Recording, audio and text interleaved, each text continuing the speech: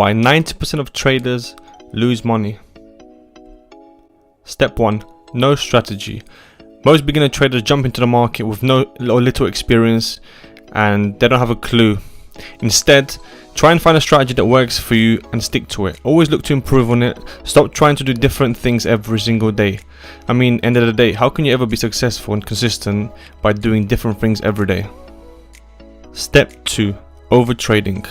Most traders believe that they will sit in front of a laptop or a screen all day and that will lead to further profits. Instead, that is the wrong thing to do.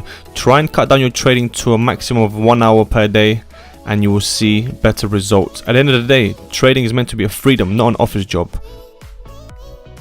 Step 3. Trading different stocks every day. Most traders will look at 10 to 20 stocks per day. That leads to distractions. Try to avoid looking at so many trades at once. Instead, try to pick out a few stocks. You want to see quality over quantity.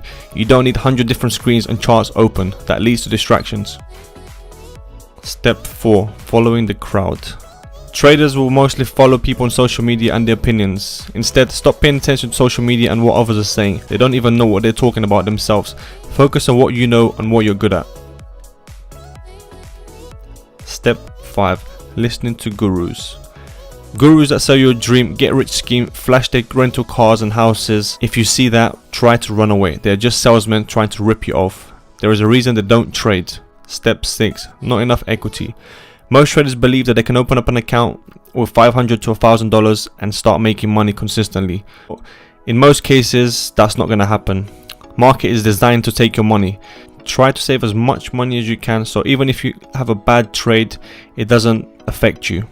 Thanks for watching, guys.